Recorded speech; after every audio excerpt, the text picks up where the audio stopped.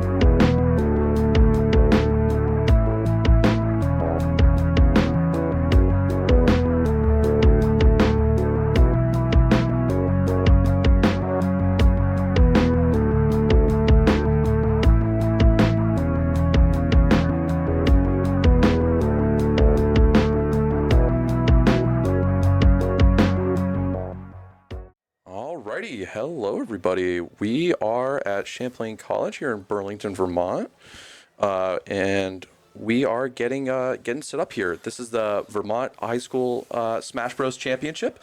My name is Alessandro. I will be one of your commentators today, and we also have Anthony Sin beside us. So yeah, what do we think about today's games? Yeah, for me, I've been super into the local scene, and this is like a completely new angle watching competition, especially in Smash and in Vermont. This is ironically the most amount of people I've seen in a venue for Smash since the last regional that's happened like forever. So like I'm very excited to see like the strategies, how people counterpick their methodologies, how efficient they are at killing each other. It's so many things that are going to come together to just kind of show off like how good these people are in this format. Oh, no, 100%. So this is our second year in a row being able to host this event here at Champlain College for the state championship. So this is going to be really exciting. You know, we have the four best teams in Vermont. That being, we have Missisquoi Valley, Champlain Valley, Milton, and we also have Hazen Union being the four best teams. So currently we are getting set up here for the first game, as we like to call it, as the seedings and the games in between can get a little bit confusing to understand. What you're going to see on stream is, you know, there'll be two players on screen. Those games will be best 2 out of 3. The overall game will be a best 3 out of 5, and that will should hopefully kind of look display that on the screen. It might be a little harder to understand or follow, but obviously we'll keep you in the loop every step of the way. So I think we're about to get set up here in the first game. We'll see what we're working with. Looks like we got Luigi versus Plant in our first game. So let's see if how we get started. Yeah, it's going to be Butterish from Missisquoi Valley and King Rez from Hazen Union. A matchup that I don't really see that often anymore is like Luigi Plant. Surprisingly, I've seen this matchup quite a lot. I remember watching a lot of the friendlies earlier today. There's, I think, 3 Luigis? Yeah, there's 3 Luigis, which is crazy enough. Wow. So starting off here, obviously Plant has some great distance game with Patui and the down B, so it'll be interesting to see how a combo character like Luigi can get in, but as we can see, Luigi getting that big burst damage into the grabs there. Nice grab. It's going to kill. Doesn't react fast enough to the DI. It's okay. A little bit of an error. It's time to ledge trap. Here's Luigi. Covers the high angle. Ooh, I had to go low there to make sure that he could recover. A little kind of like stage guarding, I like to call it, not really allowing Plant much room to do their strategy, which is definitely keeping their opponents at range. Oh yeah, nice. Trying to just acknowledge the win condition, using those smash attacks to kind of secure himself almost. Yeah. The kill. Yeah, I mean, the up smash is just so good from Luigi, both out of shield and just honestly in neutral, that it's really good to just kind of just throw it out because it's super safe and it's just always going to do a lot of damage and knockback. Yeah, like Piranha Plant being so heavy, kind of mitigating how many times you've been getting hit that charge smash. Like nice punish on that back air, securing that first stock. And that's obviously going to be a lead for Butterish here, but can Plant maybe get an edge guard or maybe something to try to claw back into the lead that Butterish now has? We'll be able to see. But yeah, the Patui obviously a scary threat at this percent, but with the grab from Luigi, and obviously the 0 to death. This is really hard to get out of. Oh my, that kill! There's the 0 to death. Yeah, that sweet spot from Luigi's up B, just able to do so much damage, but Patui able to get the first stock. I'm gonna be so real. I thought Piranha Plant was too heavy. I thought the routing was not exactly there for the Luigi. The edge guard's still there. I think that little give might have saved King Roz there, giving him signs of life. Yeah, no, that obviously you got to be so careful with Luigi because he just hits you a couple times, and there exactly nice just jab like block. that. That'll be game 1 out of Butterish. So yeah, those grabs from Luigi obviously super devastating. Hard to come back from when you just take like 70% off of like one grab. Oh, for sure, yeah. So that is game 1. That'll go to Missisquoi and Butterish. Let's see how things shake up in game 2. Yeah, for Butterish, I think it was really like noticeable how good he is at converting all of his stray hits. Like at the very end of that first game, it was a jab block. I like especially from high school players who like have to deal with all these other things that are like, you know, not dealing with playing this game, like going to school, dealing with like life, like hormones and all that stuff. Like, Yeah, dude, there's a lot of stuff going on. I know, like to be at like this discipline at this level is so fun to see, and Yeah. especially it's demonstrating really well as in this Luigi pick. Like every single hit, like it's always some type of conversion into some type of really strong move to end these combos. Exactly. I mean, Luigi just has devastating combo enders, especially with that up B potential with the misfire RNG and obviously up smash, stuff like that. There's just so many ways that Luigi can convert off, just like not even like a lot. So it'll be interesting to see how maybe the game plan shift in the second game. But as we can see, just even a couple areas that's already 36, which can rack up super easily for a character for like sure. Luigi. Obviously, now we're on PS2, so the dynamics get a little bit different with not really being able to go under the stage. Maybe you could recover there, or you know, those two platforms were right kind of in the center of the stage, making it a little bit different for how you might want to go about using a couple moves. But Butter's not really, not really teching caring about that. that and just kind of going out for it.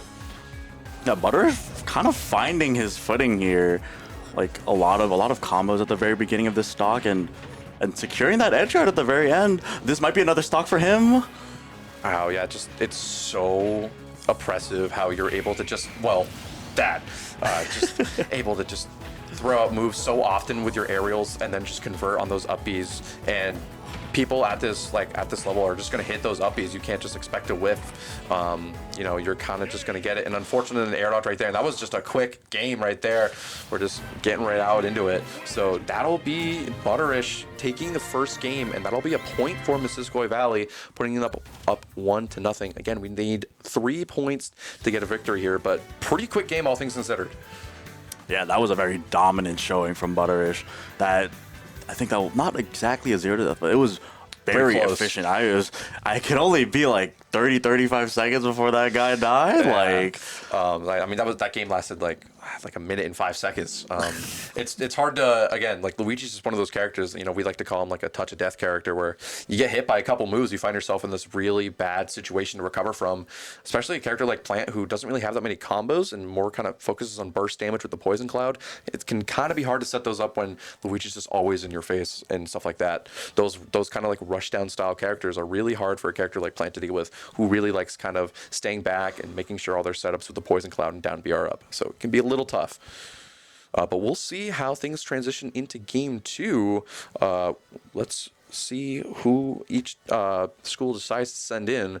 Obviously, new players means new characters and whole new play styles. We'll see what'll happen going into this second set here.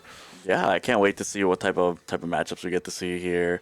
A lot of the characters I've been seeing so far are characters that we do, like, ironically kind of see very often at the locals, like Joker, King K. Rool, Steve. I think the most like new character I've seen so far is Captain Falcon, and there is the last time we've had a Captain Falcon would had to be like 3 years ago. Shout out to Rogel. What's really cool that about like these kind of local setups, especially at high school level, we can kind of throw the tier list out of the window. Like, you can kind of use it as like a basis to go off of, but you know, at the high school level, a character that you might think is really good in competitive play might be different just based on like the setting, especially in this team setting, you know, not being that, you know, each game lasts a little longer. Like, a character that you might not be as good could actually show up, you know. And some games just kind of feel a little bit different in person compared to like playing them online, which is how, you know, the games are usually played in high school. They're usually played online against teams all across the Eastern region, at least for us here in Vermont.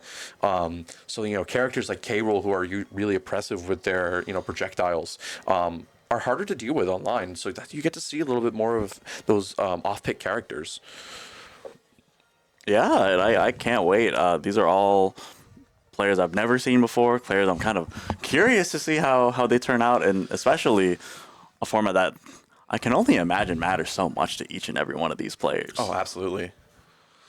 Alrighty, so it looks like we got... Gonna be Lithely and Mini Ninja. Lithely, I was watching a little bit of Lithely's Terry earlier today, and they definitely have their confirms. They do jab, power dunk, a little bit of some edge guarding action. Like, I think that they got a lot of good stuff going. I think. Yeah. And Kirby, obviously, not considered a great character, but has so many ways to kind of like manipulate the battle. Obviously, with the copy ability, being able to kind of get some confirms that you might not be able to get. So we'll see if maybe that comes into effect. But obviously, Kirby being a character who plays in the air all the time, with with the forward air, the down air, getting mixed up with the rock. We'll see how that kind of comes into effect here. But Terry obviously being kind of, I wouldn't say another one of those characters like Luigi that might not get hit once and be in a hard state, but obviously the Terry's moves just do so much damage, especially when Terry's over 100% and has that go meter. Oh, for sure. So Yeah. looks like we're back on small battlefield for the first game. Let's see how it starts out. Nice dash attack here. Another one to boot. Getting a couple smash attacks in here from Mini Ninja. Again, Kirby's smash attacks come out decently quick besides the forward smash, which is able to pack a big punch. So we'll see how that comes into effect too, because that's how Kirby can get a lot of their kills is with those powerful the smash attacks. And there it is. There's that copy ability. So let's see how Mini Ninja is able to use the power wave that Terry is able to use. Yeah, it's been a lot of just like stray hits from both of these players, so I can only imagine what they're thinking while they're going through this. Nice jab power dunk does able not to kill live. yet. Good DI from Mini Ninja. Yeah, absolutely. And another thing that's really impressive about Kirby is that dash attack. Being one of the best dash attacks in the game, it covers a lot of options, does a good amount of damage, and you can always kind of rely on it. Ooh, good punish with the forward smash after that parry there. Ooh, and the dash attack on the ledge? Yeah, covering beating the neutral get up there, and another turn for Literally on the ledge, getting out. Ooh, but now obviously the go meter is in effect, so you know what that means. Two very strong options on the line here. Let's see if any of those come in. But nice grab, knowing that the shield is low. Let's see if anything else is going to be. Ooh, that forward smash, even on the platform. Yeah, punishing that power dunk, good stuff. Obviously Hopefully, ooh, that's going to be probably a kill right there with that really strong up B, especially if you are able to get that inputs in there. It makes it even stronger. But Terry and Kirby are kind of like these weird, like you're getting a lot of these stray hits, where like they're not those super combo heavy characters as you see with like Luigi and stuff like that. Obviously Terry has a lot of confirms, but not as like quick as the first games are going to be. right. Yeah, both of these players kind of like going like tit for tat with these these interactions. They're like one of them's hitting the other, and then the other like kind of finds their way in and like gets their hit of their own. Like, ooh, but that forward smash right after punishing that up B, good from Lithely right there.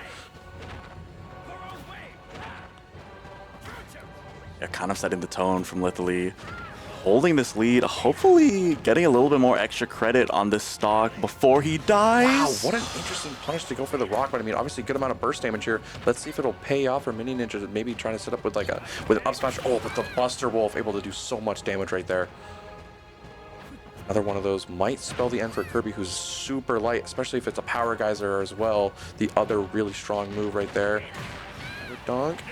Wow, that was able to kill even from center stage. I'm maybe not a little confident on the DI from this fella, but good stuff to Literally for taking this first game. Yeah, definitely. It was definitely like a lot more back and forth. It didn't feel like that first game where it just went so fast. So see how maybe again, game two, able to see if we get any counter pick characters. You never know. But yeah, just Terry able to do so much big burst damage with obviously his input confirms, and especially when he's got that, he's so dangerous when he's got that go meter, able to just kind of hit you with a couple moves, and he's able to confirm into those super big moves, and especially with a character like Kirby who's super light, definitely don't want to be taking all those hits. Yeah, absolutely. I thought that Mini Ninja was kind of getting hit a little bit too much there, doing especially that interaction when he did the up B. He was already vulnerable a little bit, and with all those minus frames that he was dealing with, he chose to add more to it with the startup of his smash attack. Like that's exactly the reason why he got hit there, and like good on Lithely for recognizing that. Recognizing that this fella's got to press more ball, and the Sephiroth counter pick. Wow, there it is, first counter pick of the day. Maybe let's see if adding a sword might change up how Lithely might choose to approach, because Sephiroth's sword is obviously so large, able to just kind of hit you from, well, a good amount over the stage, but a lot of kind of smash attacks at the moment. Not seeing much of like kind of like the what Sephiroth is known for, like the nairs or like the good tilts. But I mean, hey, if it's racking up percent, it's working. Not really gonna complain there. Oh, for sure. And especially in this matchup, like the thing that Terry's really good at is kind of navigating horizontal space, and because Sephiroth is so good at like covering that with like fair, F tilt, like notably here, Sephiroth smash attacks, there's a lot of like difficulty trying to navigate it. But unfortunately for me, what do I gotta say? This Terry's doing damage, right? Yeah, absolutely. Kind of weirdly enough, that when Sephiroth gets the wing, actually gets a little bit lighter, so able to, like, that first power dunk wasn't able to KO, but the second one was. Kind of, you know, funny how that mechanic works there. But wing active again. Let's see if maybe Mini Ninja can maybe try to take advantage of it, because it's so, it makes Sephiroth a lot, you know, better as a character, able to do a little bit more damage with the sword attacks. Obviously gives him a third jump, and as you saw right there, a little bit of hyper armor with those attacks there. But obviously, now that Terry's got go, things kind of change a little bit, like right there. This has got to be the scariest portion of like playing this matchup. You are on your last stock, Terry, almost max rage, sitting in go. If you get hit by like, let's say an up tilt, like an F tilt here, Or you that- can die. Yeah, Nice up B, making it back to ledge. ooh, I think he wanted to do it, maybe the accidental turnaround there, but at least Ninja was able to get that kill right there. Maybe try to find something here, but Leslie kind of running away with this game at the moment. But ooh, little bit of hope here, but ooh, I think he meant to do it just a hair closer. Uncharacteristic of Mini Ninja. I think an unfortunate misinput, trying to put himself back on the stage. That unfortunately the shield did push him off once Yeah. he hit that. But Leslie's going to take that second game, and that'll be the second point for Missisquoi Valley. So that puts them up at 2-0. They just need one more game overall to take this first game that we're going to watch here. So let's see what our third players are going to be. That first game from Mini Ninja definitely felt a lot closer. I could definitely see trying to counterpick with Sephiroth, trying to add a little bit more range and distance from Terry. Because obviously when he gets in there close to you, Oh, he's gonna it's really get hard you. to deal with.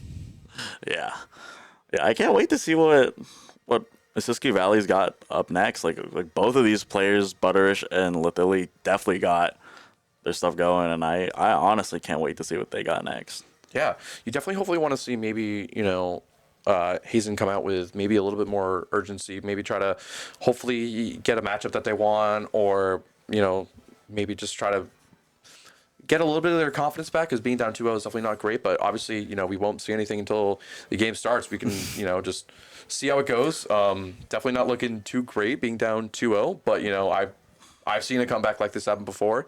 But you know, you just got to find a little bit of your mojo, you know, stay confident, and yeah, just play your game, and, you know, just keep at it. Yeah, I can't wait. These have been great so far, and a very strong showing from the first seed going into this event. They definitely are repping their seed right now, doing so well into these players. I feel like they're more studied, they play more, they practice more. Like the whole system, top to bottom, I feel like they just got it down. Yeah, I mean, which is crazy, because this is, you know, their first year in our system. So it's kind of cool to see like this newcomer join on the scene and kind of just take over a little bit. But yeah, I mean, they're able to find a lot more of these kill confirms, not as many stray hits. You know, they have like that more of their combo game set up, where it kind of feels like Hazen so far is kind of just relying on stray hits, maybe a little bit of, like, you know, acting on punishing rather than going for like natural setups or combos specifically, just kind of feeling it out. And that's kind of how a lot of these high school games online kind of goes. Like, you're not going to see like, you know, the crazy pro level stuff, like where they're always moving back and forth, and like the neutral interactions are like so few and far between, and the games take longer. It's like these games are, you know, they go pretty quick, and you're always going to have something going on, always a little bit of action here. So let's see what we got for the third set here. Yeah, these players are explosive. Got the Little Mac. And Lucario. Interesting. Two characters we have yet to see yet today, but definitely very rare to see in general in terms of Lucario. It's very rare to see Lucario around here. Yeah, both of these teams opting to go for just their third pick. No counter picks. No thinking about what type of matchups you may or may not be playing up into that. Like, they're just playing it straight up, and I'm kind of a fan of that approach to this Obviously, format. this matchup's going to be really hard for Lucario, who acts as a lightweight but wants to stay alive longer with the overall damage potential that Little Mac has. Just being able to put out so much burst damage with the smash attacks. So it'll be interesting to see how Lucario kind of plays around that. Identifying the win condition. What are you gonna do as Little Mac? Just like attack? Like, obviously I would counter, right? Interesting approach, trying to catch him off guard with counter. You don't really see counters too often, kind of like in main competitive Smash Bros. But wow, that side be able to do so much. Actually, the fact that both these characters have counters kind of puts it into your head like, well, now I've seen them use it. Are they going to go for it again? I kind of always like that dynamic of able to always have that counter available, because you never know if they might use it or not. Oh, for sure. But obviously, one of them, Lucario's counter, isn't really that great at doing a lot of damage. More so is kind of like a get out of jail free card if you feel like you're about to get hit. But obviously the downside could be severe, especially playing against a heavy punish character like Little Mac, who's attacks just come out so fast. Yeah, Martian taking the first stock of his own. But yeah, able to capitalize with that forward smash. Now that Lucario's up in this middling percent here, you're able to get a little bit more damage out just because of his aura effect. But that side B again on the ledge is just so strong from Little Mac. Yeah, just an unfortunate placement of the up B, kind of bumping himself up into the down tilt, getting confirmed on with the side B. Yeah, it's definitely hard to, especially against a light character, like take that side B on the ledge, because it's going to do so much. And maybe fishing a little bit for a down tilt, or a little bit higher enough percent. Yeah, I think they're out of percent for a KO punch confirm. I like that they're trying to beat maybe air dodge or maybe buttons out of hits on them. Yeah. Fan of trying to just acknowledge that. Oh, unfortunate jumping a little too early. And there, yeah, unfortunately, just the card being at such a high percent, that's just smash attack range for Mac. Mac just loves just spamming those smash attacks because they come out so quickly. They have a little bit of armor to them. And they're just really safe for him to go for. Yeah, the name of the game in this format, especially for these players, it just seems like being able to rack up a lot of damage fast, or being able to kind of not necessarily have good combos, but making your straight hits, regardless of what they are, do a lot of damage. And for Little Mac, it's like just doing a smash attack is not only like typically safe if you like space the move just a little bit. Yeah. It does a lot of damage, like 20, like 27 at times. For one smash attack, and for how fast it comes out, it's really strong. And again, this is kind of like what I was saying before, is like, you can kind of throw your competitive tier list, out the window. Whatever works in this format, it's just whatever's going to work. Which is what I really like. You're not just seeing all like the really, high picks. You got like your S tiers like Steve, Sonic, and Snake. It's just like, we're just going to throw something onto the wall. We're going to see what works. We're looking like we're getting a switch from Martian, able to go to the Pokemon trainer. Let's see how he, obviously dealing with 3 characters, a little bit more tough than dealing with 1. Oh, for sure. Yeah, I kind of want to see how he navigates this matchup as Squirrel and Ivysaur, because those are kind of like the difference makers when you play this matchup as PT and the Little Mac. Oh no, he accidentally caught the ledge with the side B. Not sure, I don't think that's the angle that Martian was looking for. Obviously it's going to set them back a lot. Definitely got it though. Using this side B to kind of show that you have a lot of range you got to deal with. Now Zarzal obviously has a lot of kill potential, but fortunately, I think they wanted to bounce back maybe a little bit farther than that to be able to. I'm pretty sure they had 2 more jumps before they were able to up B, so maybe a little bit of a miscalculation trying to get back to ledge from Martian. The low tier god is just kind of just able to move all over this. Has the KO punch. Let's see if they're able to use it. Obviously out of the confirm range with down tilt, but that doesn't mean that Little Mac's still not going to try to use it. Oh, almost able to get it even there on the ledge, which was kind of almost a crazy look there. The Flare Blitz able to hit through shield. That's at least Dash back Flare Blitz. No punish from Low Tier God. Good job.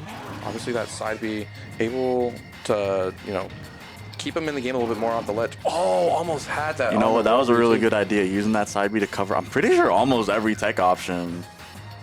I'm a big fan of that. A little bit out of percent for the up tilt, up B confirm for Low Tier God. Martian Martian. able to get on the board. I don't think it might be a little bit too late. Obviously, they're 198%. One good smash attack like that, able to close it out, kind of on point there. And that's going to be a point for Missisquoi, which means they are going to win this game as a whole, to 3-0. So pretty dominant showing from Missisquoi Valley there, just kind of able to maybe not even get the matchups they want, but just kind of showing their dominance nonetheless, and just kind of saying like, hey, we just kind of got it better at the moment. Yeah, I totally agree. They're, for all of what Hazen Union was doing, it was counter picks. It was doing kind of like slightly different things that you're like not really used to playing against, like let's say Sephiroth or like Charizard, like using the smash attacks a little bit more often, or using like the laggy moves a little bit more often. It is a strategy, and it was working for a little bit before those sets ended. But Missisquoi, the adjustments that they were making was so good. Able to feel like they were to adapt just a lot more to the situations than Hazen was able to. Just able to didn't matter what situation it is. They were kind of just had like this commanding presence, and it was felt like it was a little bit hard to kind of play around because they were just controlling so much of the battlefield. Kind of hard to play around that. Especially when you're in disadvantage. Oh, all for the time. sure. Yeah, especially when you're in hit stun, or you're coming back to the ledge, or you're coming back from the top part of the blast zone. It is scary. It is scary. So it looks like I think we're waiting for the other game in the tournament to finish. So I think we're maybe going to just do some kind of fun matches in between here and kind of wait for the other game to finish, because that's going to determine who Missisquoi will play for the final here. We only got, obviously, 4 teams here today, so it's going to go pretty quick. So we shall see who makes it out of the other game, that being either Champlain Valley or Milton will take on Missisquoi. So we're going to just kind of have this on for you guys, maybe do a little bit lighter commentary, just kind of have it on for fun. But yeah, we'll kind of keep it here, play some stuff around, and we'll keep you updated.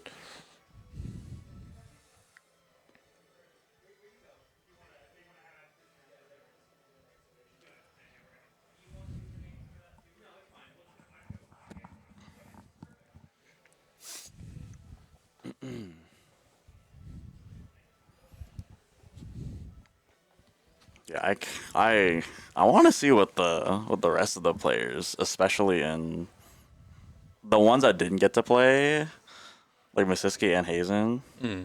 I want to see what the other players have. Yeah, I mean, the one problem kind of about this format is that each game can only have 3 players in it. We obviously wish we could have more. But, unfortunately, that's just kind of how we have to do it. But, I mean, we totally wish we could kind of expand to imagine if we could play all 6 of our players. But the games would kind of take longer, when you're at school and it's after school, because that's when our, games usually are. Sometimes you got to catch, the late bus. Some kids don't have to, they don't have that. Can't drive all the time, so you got to make the games just a little bit shorter. So games usually last. They start at 4 o'clock. They usually go till 5:30. Obviously, a game that we just saw went a little bit faster because it was three pretty quick rounds. But obviously, I mean, I've seen games start at 4 and go to 5:45. So obviously, all of that could be dependent on the characters. If the character's more of a ranged character, might take a little bit longer just because they're not actively trying to hit the opponent, and more so trying to go for a setup with a projectile or trying to do something else that their character can do. So it is kind of nice when you get these kind of more brawler based characters and they're kind of going all at each other pretty quickly, because it just makes the games go by pretty quick. Yeah, it's definitely very convenient for production. They're not going to be locked up having to deal with us as long as all day. But yeah, I'm such a fan of all of this gameplay. Low tier God might be back on the scene. Oh, seems Be Daniel Sherman from Hazen for the exhibition. On default controls, I would like to know who this is. This mysterious Mii Brawler player. Yeah, we'll never know. No name, no nothing. All we got is the Mii to go for it. So, we'll kind of just kind of talk over this game a little bit. Obviously not for an unofficial match or anything. Just kind of going for fun. Like I said, as we're waiting for the other game to finish, we'll update you on that. Obviously, we can't stream both games at once. That'd be a little crazy to have both of the games going. So we can only stream one of the matches. But we're at least lucky enough that there's so many people here that we have some exhibition games or just have some stuff in between that we can do, and kind of explain more about like our program and kind of where we are in the scene in Vermont. So it's kind of good to we can kind of just have like some stuff in the background. Yeah, absolutely. But yeah, speaking about unconventional characters, Mii Brawler, I don't think anybody really sits down and goes, yeah, I'm going to play a Mii character. So, I mean, obviously in the past couple of years, some of the Mii characters have got more popular in terms of like their play style, especially the Brawler specifically, has kind of emerged as like kind of like a secret, like really good pick that nobody kind of really saw coming. So it's kind of cool to see them on screen, just get a little screen time, because it's not just like, oh, I'm picking like Captain Falcon or like a Zero Suit Samus, or just like kind of cool to get like an unconventional character like a Mii or something like that.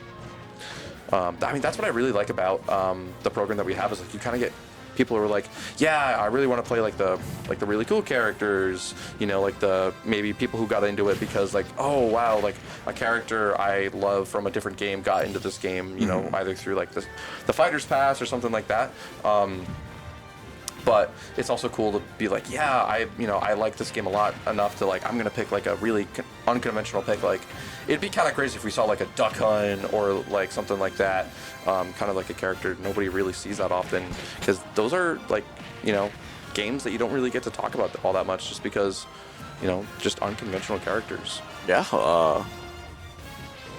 I really wish that some of the people that went to the locals here like kind of got to participate in this, because there is a lot of wacky characters in this region. Before they graduated, we had a Duck Hunt player, we had an Ice Climbers player. Oh, wow, yeah. We had a lot of really like one of our best players in the state right now like plays Min Min. Oh wow, yeah.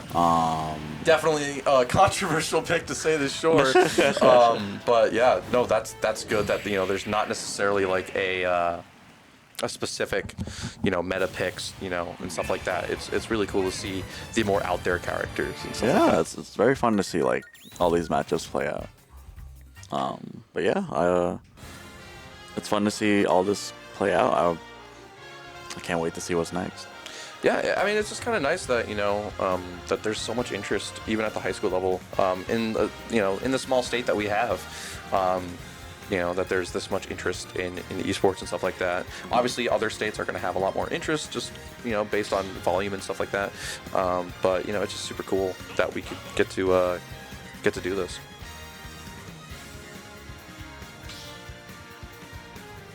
Like running it back, this Mii Brawler player is, and Daniel S. Oh, a little bit of a random ditto between the both of them. Yeah. I think if I saw correctly, yeah, they went to Fountain of Dreams, which is not technically a legal stage, but a lot of people think that it should be. I think they went on to the Battlefield variant. I don't know. But I mean, a lot of people think this stage should be part of the regular rule set, just because it's kind of very similar to Battlefield and stuff like that. But I mean, again, kind of able to have a little bit more fun with it, and able to, again, not really for an official match. It's just kind of, goes to show how much these players really want to just kind of have fun with the game, and just able to express just like how much they have passion for this game, just kind of with playing with people they might not even know that much, but that are still kind of going through the same stuff that they are, being on the high school level, and being on an esports team and stuff like that. That's definitely a unique and shared experience between everyone. It's fun to see like all these people kind of get together and compete over this kind of this thing, and it's fun to see people that kind of kind of like mix together like the communities over here, like Zekin and some of the other like notable high school alumni, like Uma, like Grub, notably. There's a lot of people that come from like the Vermont high school like schooling system who are really good at Smash. Like one of them took a game off of Light. Like that's gotta mean something, right? Yeah, it's funny to see how how little of, like a state and community you are, but like just how far of an outreach that this kind of game and community can have, that we can kind of like even make it up there like in the big leagues and stuff like that. Because like most people, I mean, I think if you asked a lot of people who live in like the bigger parts of like the U.S., they're like Vermont, like that's a part of Canada, right? I definitely heard that one a few too many times. Oh yeah, for sure. So it's really fun just to kind of like see like even people who are high school graduates that like we might even see on stream and stuff like that, be able to make it.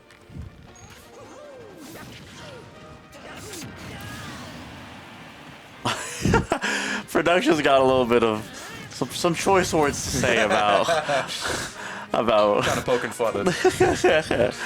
about some of the social interactions we may or may not have as Vermonters. But yeah, it really has been fun kind of navigating this esports space in Vermont, because it's fun to see with a game like Smash, where the history is kind of just everywhere. Like you can like this local here has history, and then these group of guys at this college like did all this stuff and are kind of separate in their own way. Like yeah, there's a lot of stuff going on. Like I'm glad to kind of see it kind of like pull through, especially in the high school level. I was personally, I knew that there was some high school stuff going in South Burlington, but I did not know there was a whole league for this. That's so cool. Yeah, I mean, this league has been around for 5 years. We've actually been able to we've done the in-person stuff for only 2 years, but like we've been recognized as an official high school level sport for about like three years now.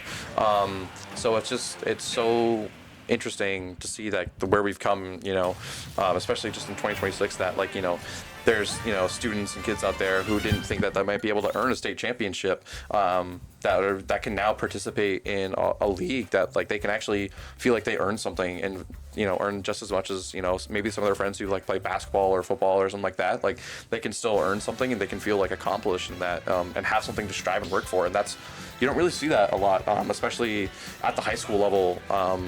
So it's just super cool to see that. Yeah, I hope that opportunities like these kind of give like students and competitors and people who are interested in esports kind of the chance to navigate opportunities like this, and hopefully maybe in the future like Champlain might have a Smash team, and then you might be able to like compete collegiately. Yeah, maybe you can compete with like the big hotshot top players that go to majors all the time and all that stuff. Like I know it is kind of crazy to think that there's a lot of players in the Smash community who are actually not even that old. Like some of them like are around like the collegiate level. So it's kind of interesting to see all that. Oh yeah, for sure. I think like one of the very easy to note examples is like Fisher College. Yeah. Those dudes, like if you're a top player in anything, they will like get you like a scholarship for like whatever you want, as long as you're good at the game you play and you compete under their name. Like they had Mena RD on like going to school there for a little bit, and like notably Sonic still, if I'm not like wrong, I'm pretty sure Sonic still goes to school at Fisher College, which is insane. I know, Sonic's right? One of the, like top players, like not even in the U.S. but like top players in the world, and it's just like still at the collegiate like level. just casually like the top 5 to 3 guy on planet Earth. Yeah. Like and and is dealing with like the same stuff that like these high school students are.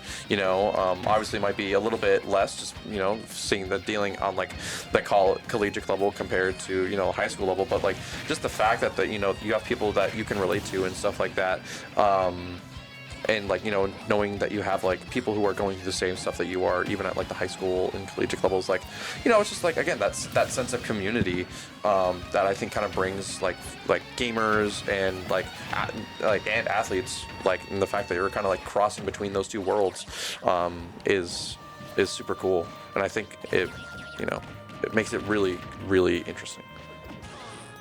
yeah, absolutely.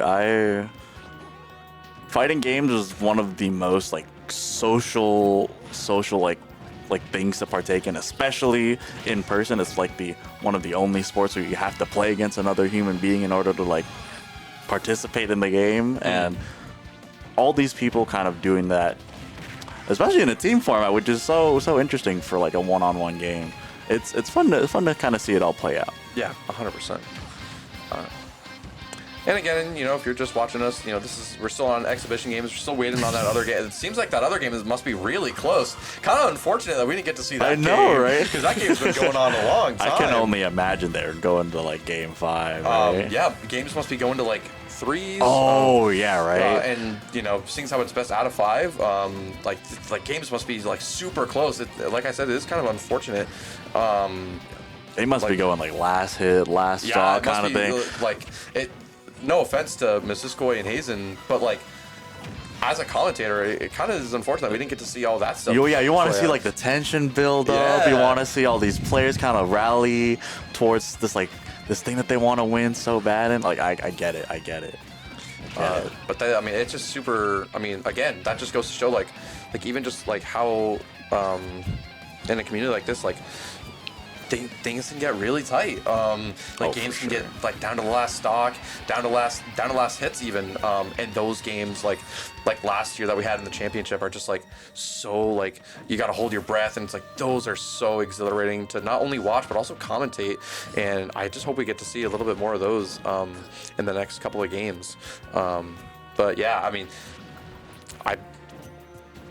it'll be interesting to see kind of like what other games we get to watch. Obviously, we know that we'll see Missisquoi again, so we'll get to see a little bit more of their dominance. But we'll see if that dominance translates to the other two schools who apparently are going. They're going neck and neck. They're going at it. Once Missisquoi plays the winner of the two of like Milton or Champlain Valley, the loser or the winner of that second seed, third seed, that's gonna be coming in real hot. Yeah, all these players are gonna be. Yeah, the Missisquoi players might be kind of. Obviously we have a bunch of setups here that are obviously still practicing, but they're coming off like the intense games, so we'll see kind of how that translates to their matches and stuff like that. Yeah, for sure. We're definitely just the fact that again, that some games can be really close just kind of goes to show you like how competitive these students are at just like everything they do, and then like video games included, and just the fact that you can have this kind of level of competition at this level just makes it so fun to watch and just so fun to like be invested in and stuff like that. Yeah, I literally, oh my, nice roll read from, I thought I was going to cover the air dodge, but yeah, I honestly, it's been really fun kind of being a part of this, because I haven't really commentated in a fairly long time, and being able to like, at least at the very minimum, partake in this has been a blessing. Yeah, it's just nice that like this is probably going to be around for a lot longer. We'll be able to do more events like and stuff like that, and hopefully, we can only hope that in years to come, like we can have more teams, or like maybe expand it to like maybe not a 4 seed or a 4 bracket tournament to like maybe like 8-team tournament. I just like the fact that like Vermont esports is growing at a rapid rate. Like there's teams that like want to be here, or teams that could be here. They're just not like ready to fully like be invested in it yet, or maybe they're missing like a couple of extra things. But like we know of teams around that want to be here that just can't be here just because they're not fully set up yet or stuff like that. So knowing that there's even more competition out there, just more than the 4 teams that are here today, is just again that gives it a little bit more promise as to like where the future of this league is going and stuff like that. Yeah, absolutely. There's a lot of really strong examples of like strong competitive players that compete in the game that they play, like Wolfie VGC, like that guy went to UVM, and which is insane, by the way. Like Umisho won Evo. I don't remember which one, but she won Evo in Guilty Gear Strive. That she used to live in Essex Junction before she like moved to like wherever she lives now. So I can only assume like what the scope of competition is in the area, because this is from what I can tell, this is only the tip of the iceberg. Yeah, We have 100%. so much talent that we have, especially in the area, and I'd love to see it develop over the course of like maybe the next 5 years, maybe the next decade, and hopefully, if we're there to see it, maybe be a part of everyone's growth. Yeah, I mean, who knows where kind of like the gaming scene will be, and like like hopefully in the next 5 years, maybe a new Smash game. That would be certainly I fun to hope see. so. Because as much as I love Ultimate, I mean, like this game is almost what 8 years old. Yeah, this game is what? It's Because it got to came be out like in 2018. it's 2 to 3 years older than when Smash 4 like became Smash Ultimate. Smash 4 released in 2014, and Ultimate came out in 2018. So this game has kind of Oh surpassed. wow, it's Yeah, this game has surpassed doubled. Yeah. the lifespan of Smash Bros. 4. And Brawl, when did Brawl come out? Like 2008. 8. It should be 8. Yeah, so that was what, 6 years? So we're approaching like Brawl kind of level, which is kind of crazy because Brawl as a competitive game wasn't really that competitive. Yeah, a lot of people either dropped the game, picked up Melee. I mean, Melee is a timeless classic. Right. That'll always be around, There's- just because of the nature of how competitive it is. And like the fact that that game is still evolving today, is crazy. Just the fact that when did Melee come out? Like 2002 or something, or 2000 Something like that. It was either 2002 or the fact that a game like that can still be evolving and like more things are developing, it just kind of goes to show like how cool the nature of games are. Of like a game could be from who knows how long ago, and you know, as long as there's a community around to play it, the game will continue to grow and evolve. And I think that's kind of what we're seeing like in the high school kind of space, is like, you know, new stuff is kind of being found in like the big competitive scene, and that will flow over into the high school setting as well, because you know, all these students are going to want to study up and try to get better, and they'll, you know, the best way to do that is by, you know, understanding like what's really good at like the competitive level and trying to implement that into their game. So it'll be interesting to see how things develop in the next couple of years. yeah, I can't wait. And it'll be super cool to see if like maybe, you know, other games besides Smash Bros. Are able to be held for state championships. We only have one other game that is eligible for a state championship, and that's Rocket League. But like, who knows? Like, we have a very serious Mario Kart setting in between like the esports high school level. Obviously, like games like Overwatch and stuff like that are really big. So it'll be kind of interesting to see like what other games maybe that we could do something like this for, and be able to commentate. Yeah, I can't wait. There's so much potential in all these different avenues, especially in the state of Vermont. It's fun being able to kind of think about these things, because it's kind of crazy how it all plays out.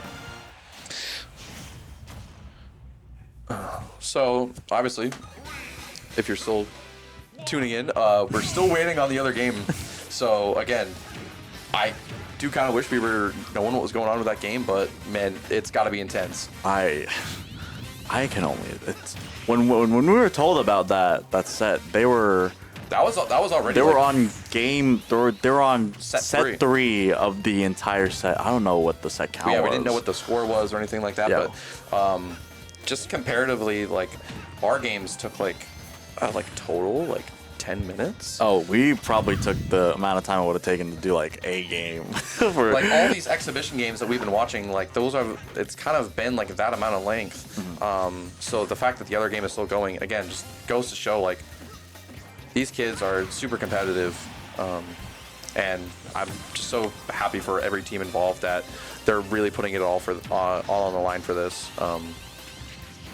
yeah, it's also great to see everyone's having a good time. Even like people who like are showing up to not compete but just be a part of this is fun to see, because it's a lot of the people that you see for these like events, they only like show up to just like do the thing that like kind of benefits them, like getting the pizza or being able to play games out of school. But like these people like kind of care. They've been really putting in the work to not lose. I can only imagine what it feels like for them when they lose, because these guys care so much when they play. I mean, it's just like, any other sport. I mean, you put in all that time and effort to, really think like you have a good shot of winning, a lot. And then it's it's that same thing that, the thrill of victory and the agony of defeat, kind of stuff like that. That boils over into esports as well. Because there's just so much, going on. Yeah, absolutely. So it looks like this match is going to be the last match going into it. Right after this is going to be it's going to be the winner of Champlain Valley and Milton versus Mississippi Valley. Yeah, I think this is the last expo game. We're kind of just showing off like more of like these are students just being able to still put it all out there, and people are still giving it their all and stuff like that. So I mean, it's even like this game. I mean, no offense, there's not a lot on the line. They're just playing for fun, and it's still like you're able to see a lot of like high level stuff for like high school like players and stuff like that. So it's just good to see that like that even when there doesn't even feel like there's a lot on the line, that this game just still feels like so much to them that they just owe it to themselves to do like their best. Yeah, honestly. So it's, from what I'm understanding, it's going to be Mississippi versus Champlain Valley. So it's going to be the first and the second seed playing each other. But yeah, that game. How long did that game take? I think that match took like. I mean, it is 5:14. That game started. I think it took about an hour, right, give or take, because I think we started rolling at like 4:10. We started rolling like right after it was like 4:10. Yeah, 4:10, 4:15 ish. So the fact that game went on for that long, they were going at it. It sounds like that was the last expedition match. Thank you for the players for putting on a show for us, and able to just keep us entertained and not just having to sit here and talk the whole time. But yeah, we're gonna go ahead and set up Missisquoi Valley versus Champlain Valley. Again, this is the number 1 seed versus number 2 seed, and what feels like forever ago, we'll get to see Missisquoi again. Their dominance kind of just letting themselves be known that they are in it to just kind of win it and just take no prisoners. Oh yeah, that. Hopefully, the counterfeits from Champlain Valley will be more than enough to kind of overcome like how fundamentally sound the Mississippi Valley players are. I'm curious. There's a lot of characters that I was watching when everyone was playing friendlies before we started this bracket. So I can't wait to see what type of ideas they're like looking at to kind of take any edge that they can. Yeah, I mean, obviously Missisquoi was so dominant. So we'll see kind of what exactly we can expect from Champlain, because we haven't seen them on stream yet.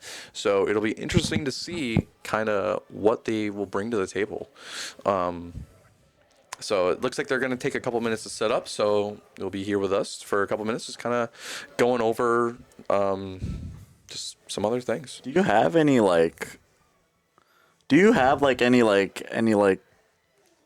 info on these players? For the Champlain Valley players? I mean, I personally have a lot of info on the Champlain Valley players, just because, spoilers for those who might not know tuning in, I am actually the coach for the Champlain Valley team. So I know the Champlain Valley players like the back of my hand. It'll be kind of interesting to see, knowing that like a lot of the players on the Champlain Valley team are like underclassmen. Got a lot of 9th and 10th graders, so a lot of people on the up and coming. So it'll be interesting to see like, how close they can make it, or if they can actually take some games off Missisquoi, because I mean the way that Missisquoi was playing in that first round was just like, I mean the games were lightning quick. You didn't really have much time to even get your thoughts together, because by the time you got your thoughts together, the game was already over. Yeah, they were fast. Oh, for sure. Obviously, because this is the 1 versus the 2 seed and this is the final game, this game has a lot of stakes on it. Whoever wins this match will be crowned the state champion for Vermont for 2026. So obviously, a lot riding on this. All their seasons kind of built up to this kind of game. So it can be a lot of pressure. And again, for people, for underclassmen, for high schoolers, it'll dealing with all the stuff that we were talking about earlier and dealing with pressure, that's a lot. So it'll be interesting to see, maybe getting any jitters. Like, will we see something that maybe you weren't expecting, or maybe slip ups here and there, or will they just be locked in and just ready to just Oh yeah, they're gonna take some names? Oh, and they're gonna go at each other's throats, man. I hope they do some damage. Yeah. I can't wait. Again, like for those of you watching at home, as we've said throughout all the whole stream, Champlain Valley and Milton were battling out for like an hour, where the game that we watched lasted like 15 minutes. So just like the level of competitiveness shown by every school is just always fun to see. And you can't have anything but respect for all the players, no matter the result, that that you're able to, one, have this privilege to play for a state championship in person, and two, the fact that you've made it this far. It just goes to show like everyone has, they've poured a lot of their heart and soul into this. And no matter the outcome, everyone is super, super proud of, just being able to juggle high school life and be on, a varsity level sport, and, being able to compete at the highest level at that varsity level sport, and being able to share it, with all of you. So that's just, at home, I hope, for whoever those is watching, just give it up for them. Cause, obviously without the players, we wouldn't be here commentating. So.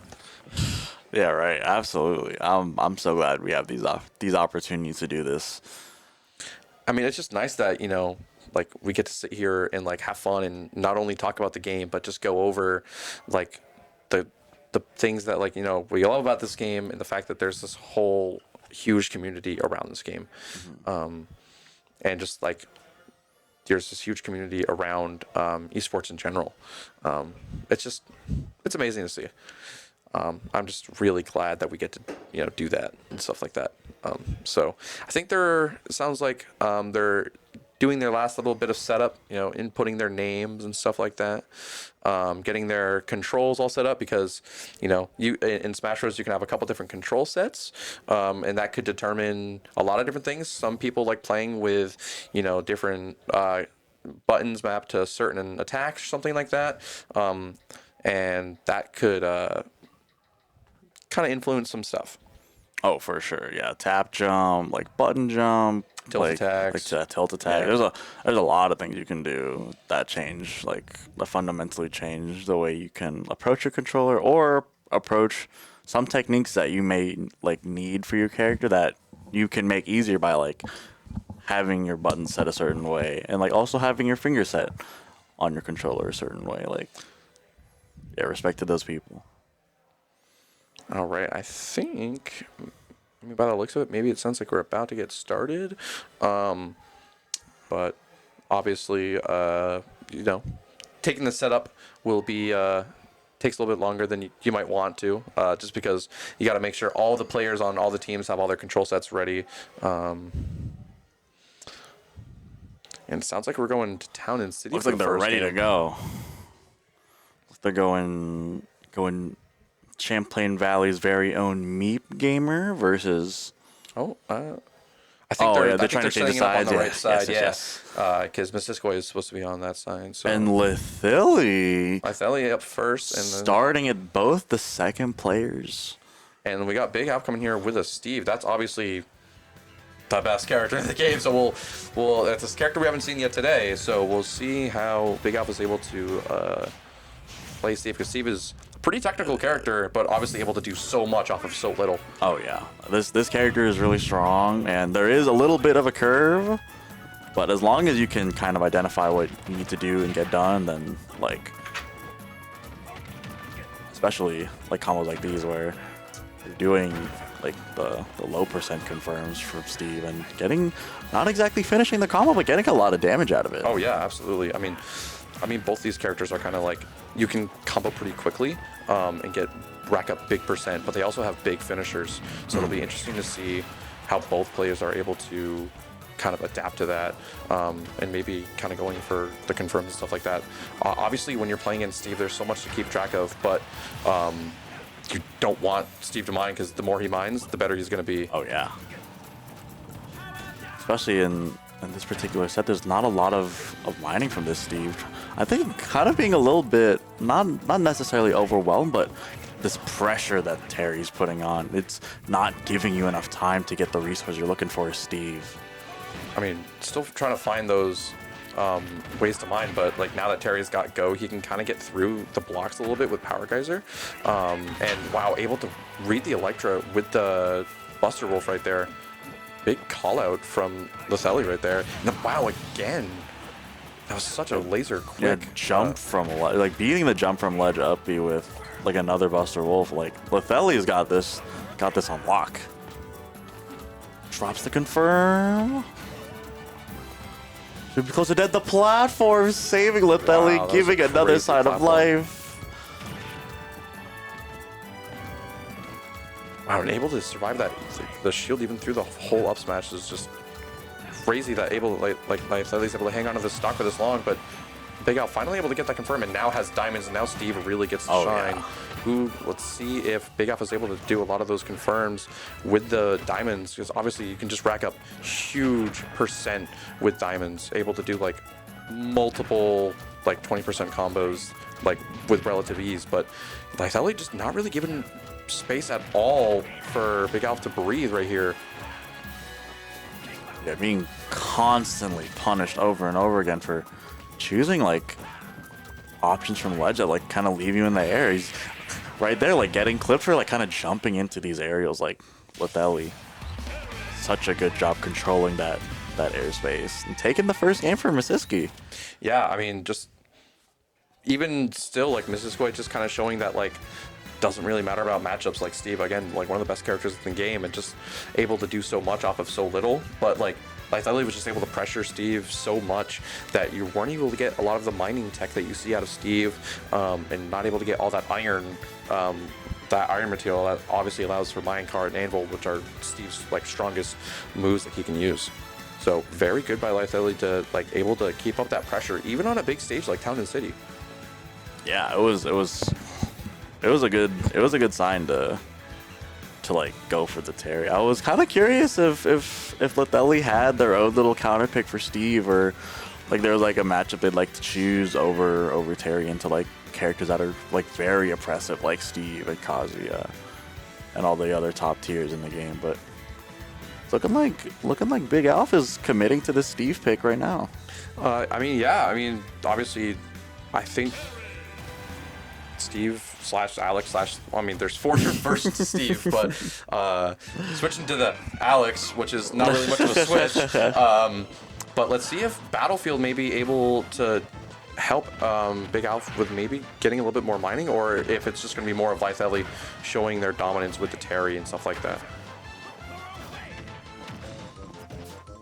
Oh, the combo starter, the downwards hitting fair is going to be a lot of damage and not, unfortunately, enough for anything more than a combo. But it's looking like Lethelli's still got a very, very strong grasp on this matchup. Oh, absolutely, and able to confirm off that down tilt right there. Obviously, down tilt with Terry, able to confirm into like 4 different moves that are able to just easily oppress Steve right there. One of them being the side B with the Burning Knuckle. It's like that's one of his best killing moves right there, especially on ledge right there. Able to just do so much. But let's see again, like Lethelli's just able to kind of prevent Big Al from doing any of the mining, which is really hurting Steve overall. So let's see if maybe Big Al can maybe make some adjustments, trying to mine a little bit more, or maybe trying to find more ways to get in. But like Lethelli's dodging the minecarts so like gracefully. Like obviously minecarts is one of the most like annoying moves to kind of deal with, because it's not only a decently good projectile, but it also will like grab you and like just makes it really hard to deal with. Dash attack from Lotheli doesn't kill yet. 139. It's a lot of percent under the stage. Almost a punish. You don't have any invulnerability on the regrab. Unfortunately, going back to the other side of the ledge did not give Big Alpha enough of an opportunity to get more materials, but it could be anyone's game. Ooh, wow! But now that Terry's over that 100%, that those go moves are just so, like, so hard to just not get hit by. And Lotheli has shown, like, just a commanding like use over them. It's hard for Big Alpha to even get anything in there. Kind of a interesting choice that like you wouldn't expect like Terry to be a character would oppress like Steve and Alex this much, but I mean when you have this much command over like the go moves, it kind of just Lotheli just proves that it doesn't really matter how good the character is, just I'm going to continue to beat you down and I'm not going to let you do much about it. Yeah, absolutely. And that back air again is going to give Lotheli the first game point for Missisquoi Valley. Let's see maybe if Missisquoi Valley is just kind of going to run away with it. But that was, again, Missisquoi kind of just showing their dominance. Yeah, a little bias from my end, but I would love to see some of the Missisquoi players that haven't played yet. But also, if I were the coach for Missisquoi, I would be throwing the last two guys who just played back on. Oh yeah, 100%. I mean, if I had to guess, you know, the players that we saw the first time are probably the ones who are going to come back in. Just maybe they might have a bit more confidence, or I mean, the first two games that we saw from them, just I mean, kind of like we saw with Lotheli right there. Just even though that they were resting for so long, it just didn't matter. They were just going to come in and they're still going to take command over the game in whatever way they can. Yeah, absolutely. So we'll wait to see on game 2 here. I think they're kind of maybe deciding who they want to send in for players. Obviously, how it works is, whoever won that set, so Missisquoi just won that set, they have to send in their player first. So that gives kind of Champlain Valley a little bit of a chance to counterpick if they might know the characters or anything like that. But so let's see if maybe that impacts who we see coming into set number 2 here. Yeah, I can't wait.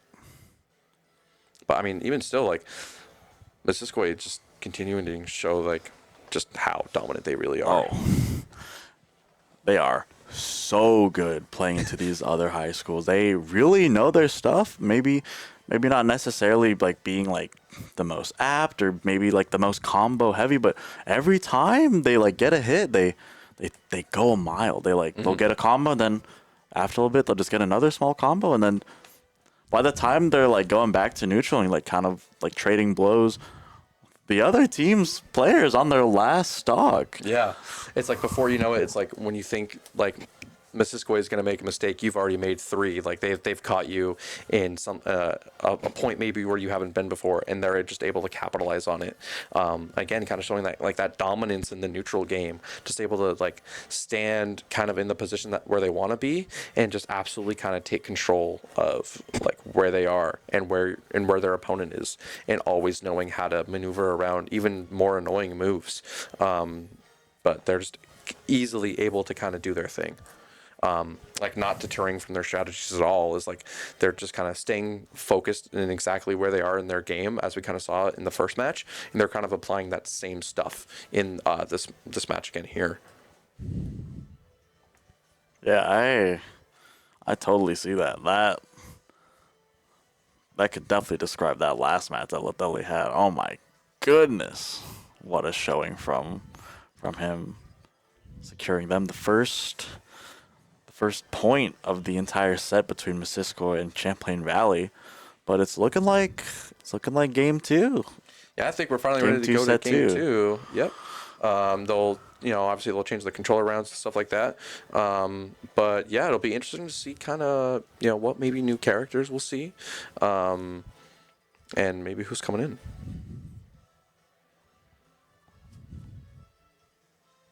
It's like they're putting in another name. Probably, yeah, more than likely. I mean, again, there's lot of competitors, so you got to try to make sure that you're on top of all that stuff. But I'm looking at our sheet, and I have no clue. Is this? Oh, it's silver, silver, silver. I thought it was. I thought it was Sliv. I think they inputted the name wrong. Yeah, I read the name and I looked down, and then I looked up. It was actually just a regular name. Yeah, but that's silver. So that means that silver is coming in from Champlain Valley. Let's see who is coming in for. Oh boy, it's Butterish. You know what that means? Here Butterish. comes the Luigi. Oh yeah. Hey, and I think we kind of revealed who that mystery me was. I think it's That's silver. it all comes full circle. Yeah. It's a payoff, right? Like silver was doing real nice into Zekken earlier today, and Zekken. Oh, I think maybe we had some stream or Bit technical difficulties. of a stream issue. So it's gonna be a reset of the match just to I think there was give a little bit of a- production some time to punch in the names for the players. But yeah, it's gonna be Butterish and silver here. Silver, yeah. I think they accidentally put in the name wrong, but that's pretty funny. Yeah, I can't. I honestly, I'm kind of. If I were to put some of my chips on the table, I'd be looking at silver. I mean, Butterish was super dominant with the Luigi. That first match that we saw, and again, it's kind of more of like a brawler versus brawler matchup. And Luigi loves fighting brawlers because that means they're going to get in close to Luigi, and that means Luigi's primed for a grab, and that Luigi loves that. Go the grab.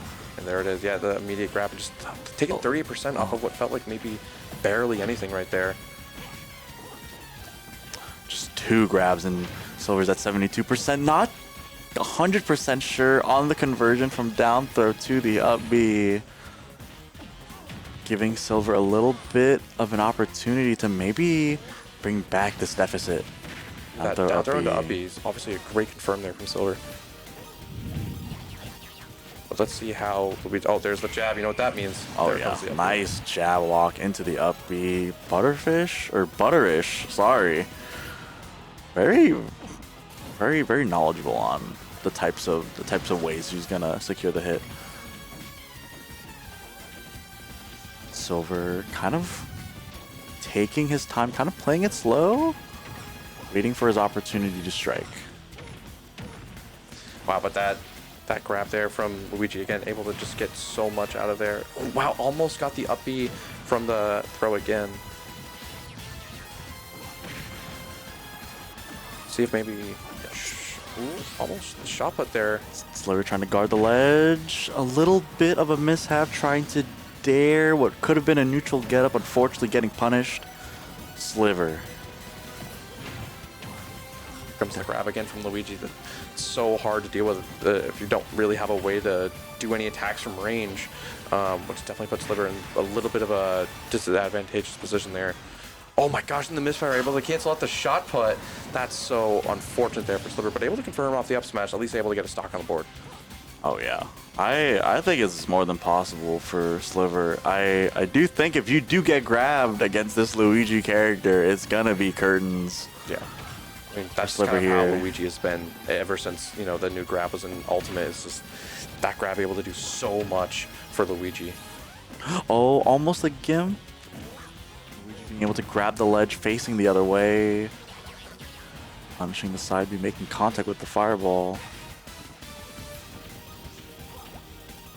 Butterish just kind of waiting, kind of inching towards Sliver. I mean, all Sliver really needs to do is get one of those jab blocks that we've seen into the up B, and that'll almost do it. Or a down B right here, or anything to get Sliver kind of off the top there. Butterish is so close to securing this next game. Kind of waiting for an up air, kind of, or an Nice unfortunate hit on job. shield, which means that Luigi's able to get that up B sweet spot pretty easily.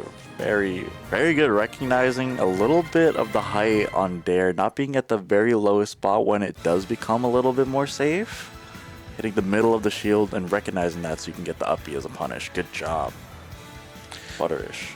Butterish again, just kind of taking that control.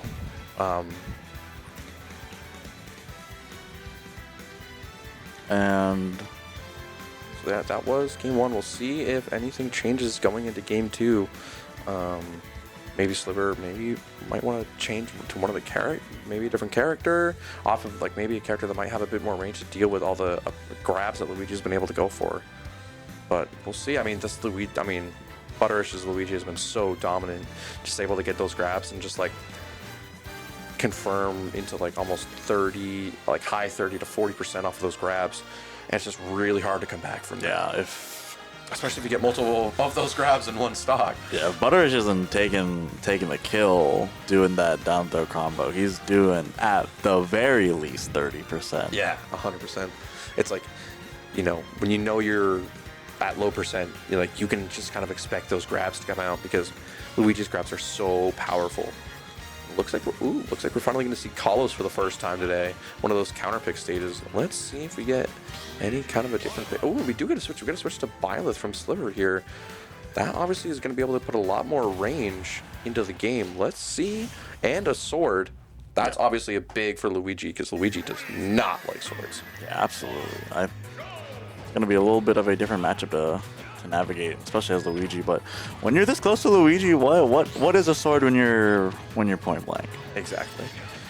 You can't really be doing that much from a distance if you're right up close. And as we said before, Luigi loves for you to be up close because that's when Luigi shines.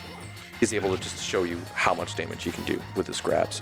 But it looks like Sliver, even with just having like the swords here and the bows, just able to put a little bit more distance between the two. But Butter's just kind of not caring in the slightest, just still walking right up and getting some good reads here.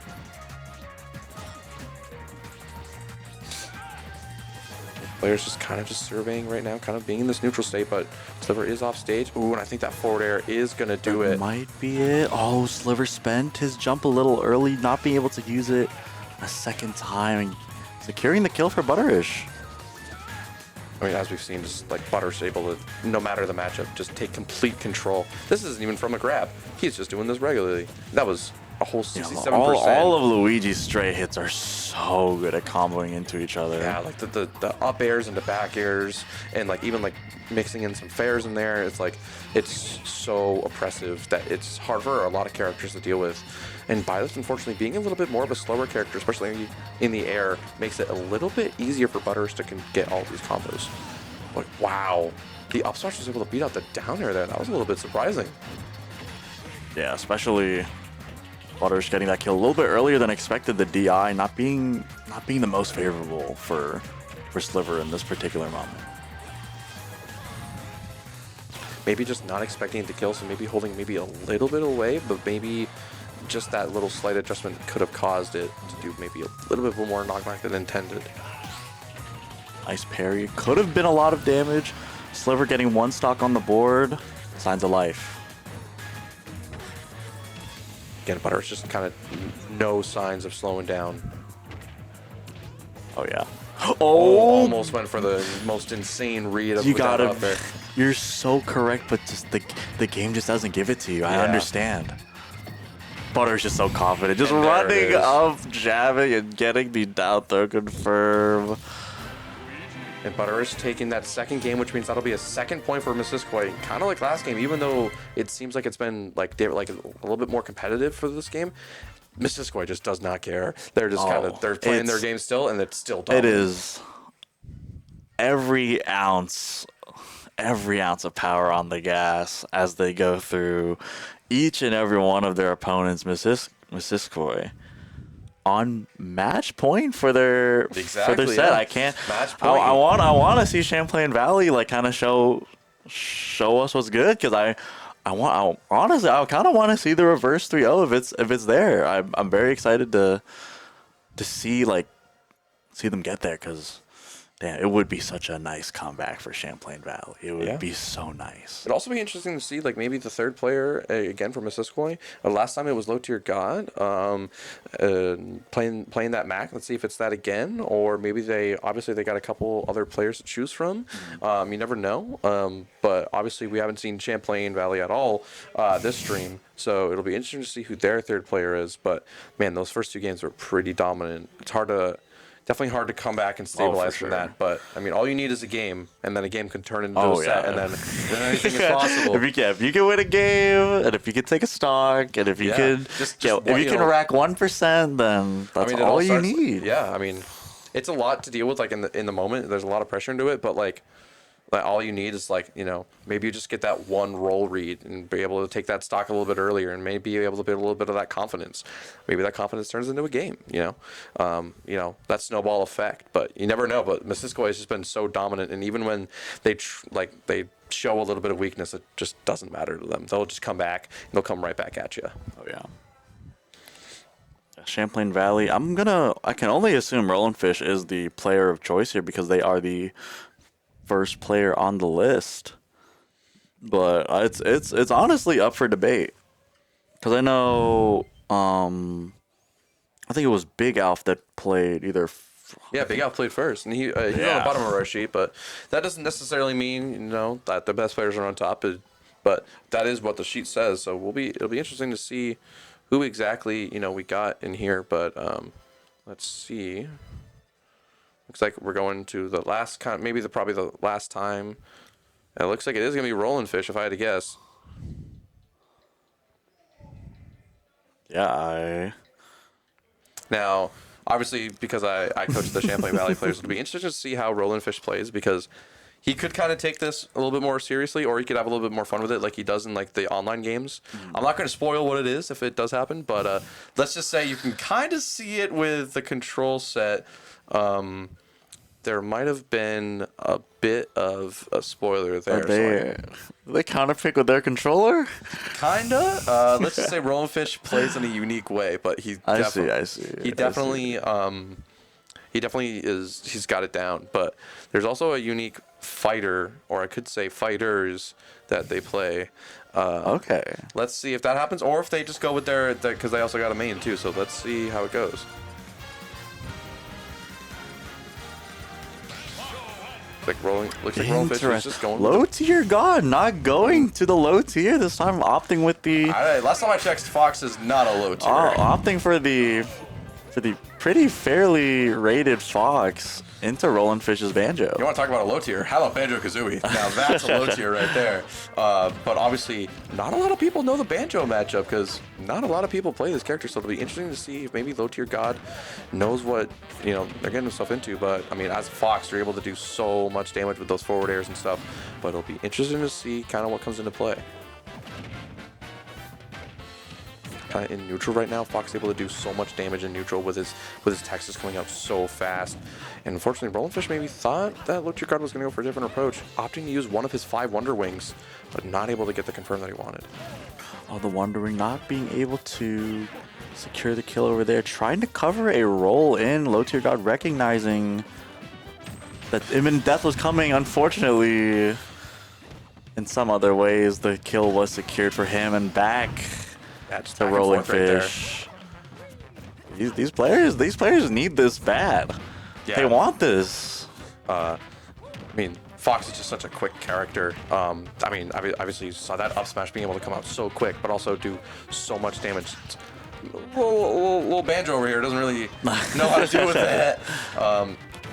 Yeah, it's definitely really hard for Banjo to like kind of interact with Fox's like really like compact and strong like aerials and like buttons, because a lot of the time when you get hit by like a landing aerial, like Fox gets to press first. If you try to shield grab like an air, you can get jabbed or you can get spot dodged on, or like a lot of the times every time Fox like touches you with like an attack, it's almost always favorable on block. Yeah, which is just so hard for like almost any character to deal with.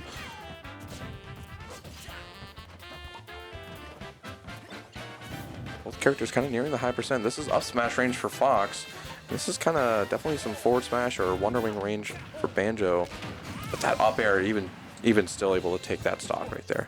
Yeah, nice job to Low Tier God covering the jump with up air, covering Rolling Fish is kind of drifting in on the jump. But definitely not curtains for Rolling Fish. He is trying to secure this next stock. Oh, the 2-frame! Oh, wow, but the Wonder Wing able to just beat it out there. And that's going to be another stock for Roland Fish here. You know, I would have never thought of using the Wonder Wing right above the ledge to clip someone trying to 2-frame me. That's a pretty good idea. Well, I mean, Wonder Wing is so hard to counter. Not many moves can beat it out unless you time it properly. So being able to just kind of use it as a burst option, especially almost as like a get off me option, and it still does a good amount of damage. Obviously, really good for him. That's one of his, honestly, one of his only tools. Unfortunately, not much else he can do there. It's kind of like a slower character. Oh God! Oh, I almost combo too. Oh my God! The trade combo with the Roland Fish grenade. definitely at a super high percent. One up air or up smash, or even a down smash from center stage. Able to take the game one, but definitely a lot closer of a game than the games we've seen thus far on stream.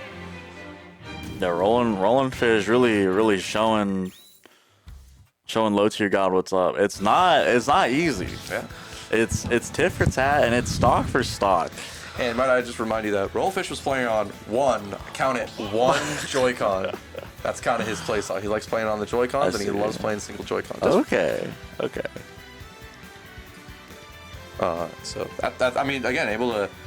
Most people think that, you know, obviously playing on controller is going to be better, but Roland Fish kind of showing like, hey, I can kind of keep a game close, kind of like playing my way, you know, whatever feels comfortable for me. And that's obviously using one Joy-Con, which is kind of, you know, a little unheard of. Going to Kalos. Looks like we're just going right into it, back into the Banjo and Fox. Going to be game and match point for Masisko. This is potentially the game ender right here for Masisko. Let's see if Low Tier God's able to capitalize that, or maybe Roland Fish is able to turn something around. We'll be able to see. Yeah, the way Roland Fish was playing last game, I definitely could see this game and maybe even possibly the set just flip-flopping for Champlain Valley. Never know. Again, everything can change with just like the change of a stage. And right there, wow, Roland Fish able to just capitalize off that downer by getting a quick F smash. And just like that, Roland Fish kind of got a bit of a lead right here. Let's see if Low Tier God's able to maybe get back into it.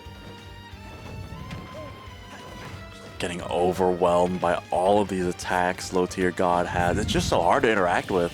But Rolling Fish is so brave. Yeah, the tilts from Fox able to come out so quickly, especially up tilt, forward tilt. It's very hard for a slower character like Banjo to deal with, but Rolling Fish doing a good job of kind of keeping his distance, despite kind of being a more brawlerish character. But obviously Low Tier God still able to find ways to get in. Wow, catching the grenade right there. But burst option there with Wonder Wing. Obviously, you only get 5 of those per stock, so you got to use them right when you need them. Oh, Roland Fish is using that move religiously. I mean, hey, it's been working. So, you never know. Oh, yeah. Let's see if Low Tier God can maybe kind of build back up into this. But ooh, that fair from Banjo. Not able to kill, but definitely able to put a lot of damage on there. Yeah, almost making contact with that Nair. Almost securing Rolling Fish the edge guard, but it is Low Tier God's turn to play. Yeah, those quick up tilts and those quick nairs are just so hard to deal with this Banjo. But again, that Wonder Wing able to do so much, especially in a character as light as Fox is. That does a lot of knockback. So again, Low Tier God kind of finding his way into kind of not such of a great position, but able to capitalize some of the missed Wonder Wings.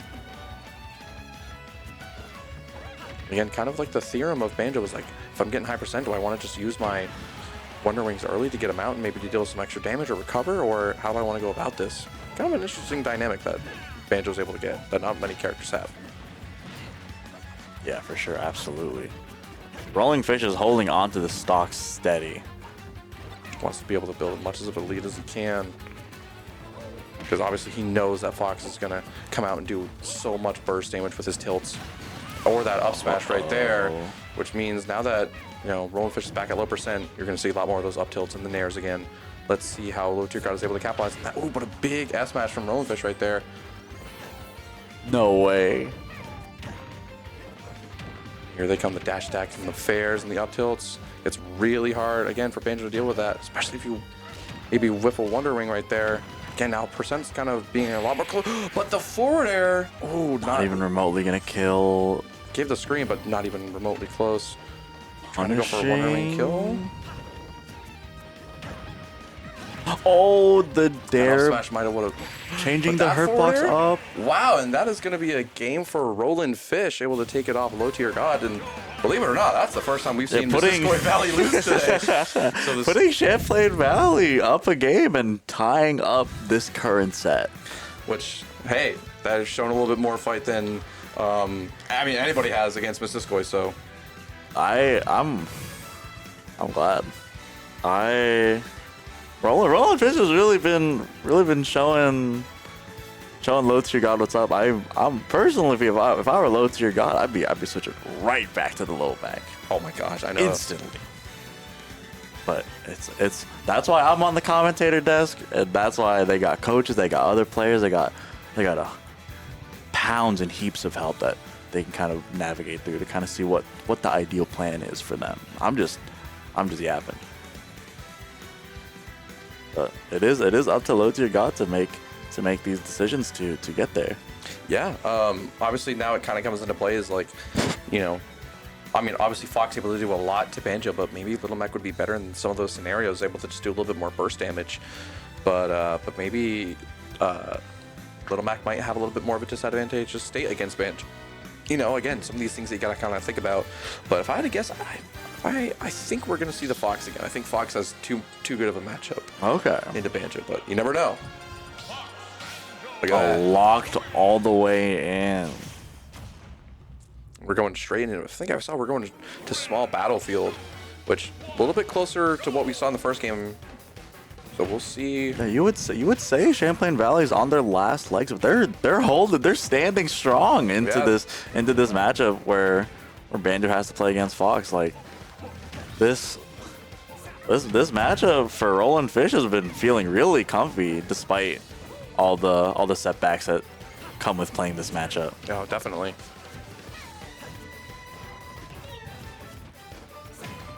Nice Wonder Wing. Fox off stage.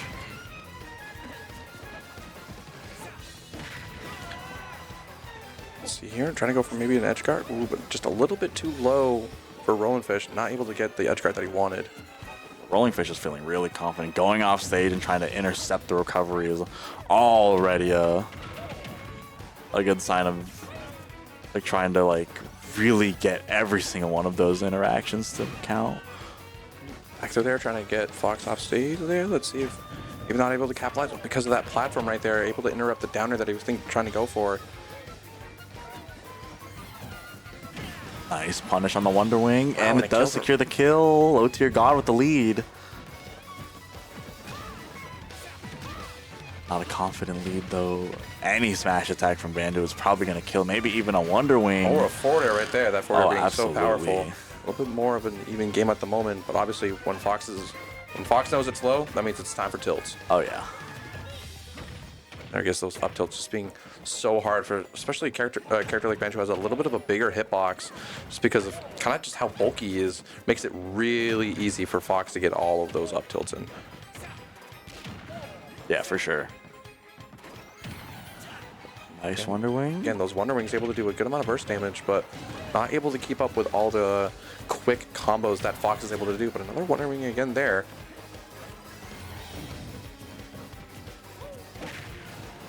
Another fair from Rolling Fish. This is obviously keen, up smash range.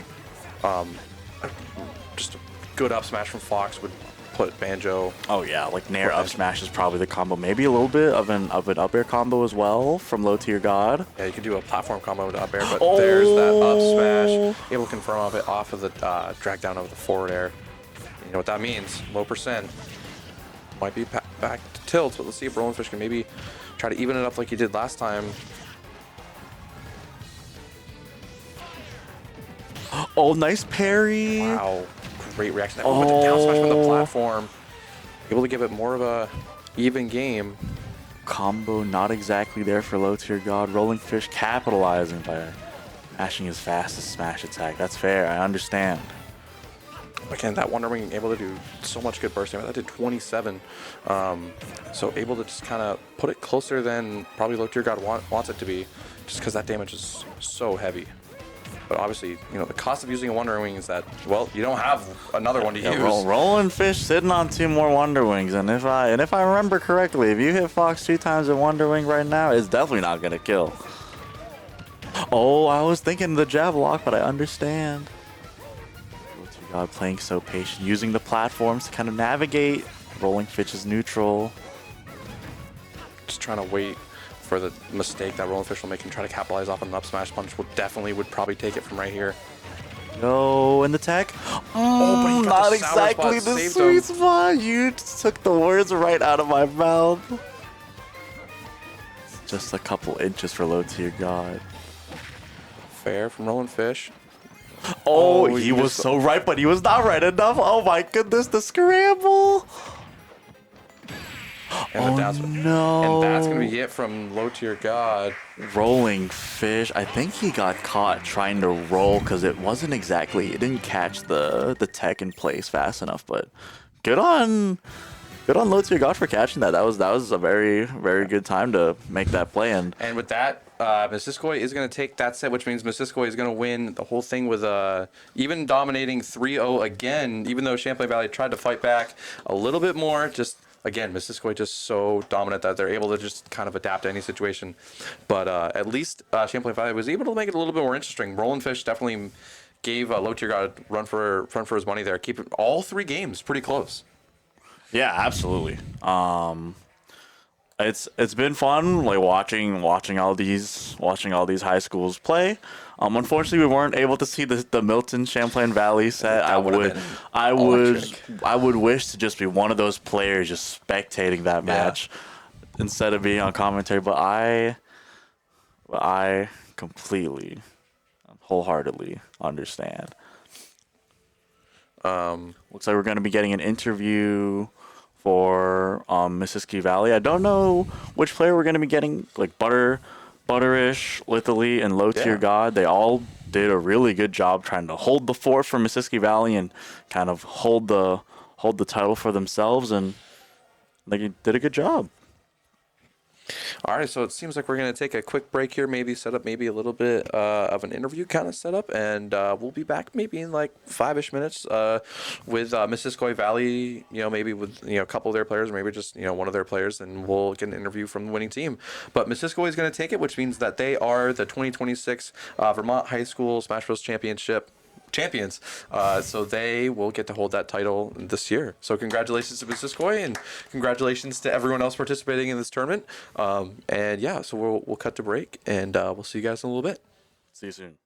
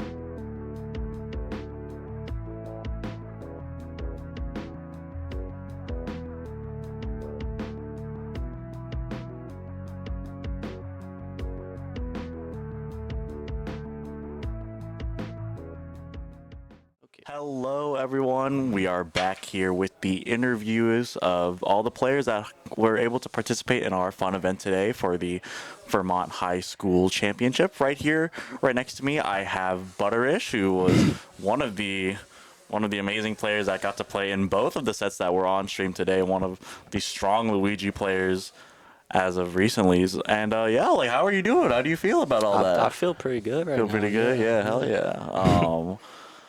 Did you have any prep going into this? Did you like play a lot? Did you like play a lot of Elite Smash? Did you play a lot of Wi-Fi? Like, did you like kind of study any of the other characters? Like, what was your, like, I guess, how did you like, what did you do before this all happened?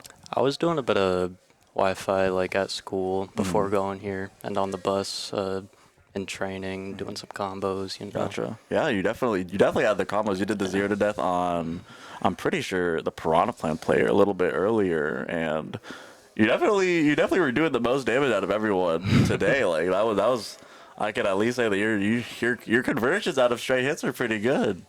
But yeah, how do you feel about all this?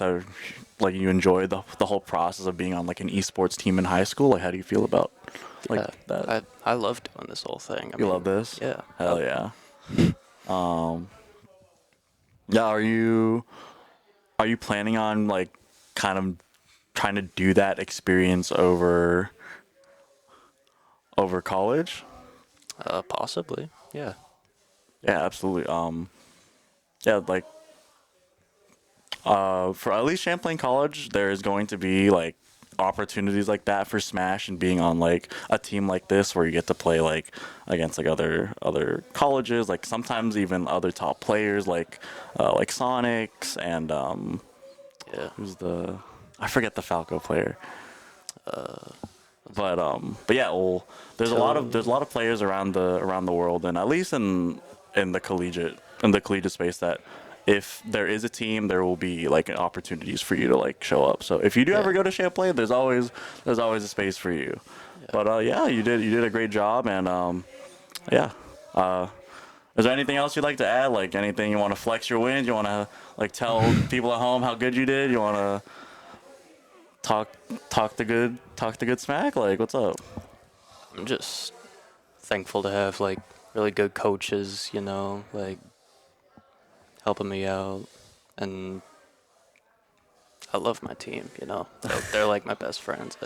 So yeah. That's sick. Oh, well, a lot less talking smack and a lot more being wholesome and being understanding of your friends. I personally appreciate that, and that is our interview for today. Thank you very much. Okay, thank you. Butterish. We're gonna be cutting to break in just a second, and thank you very much for listening so far.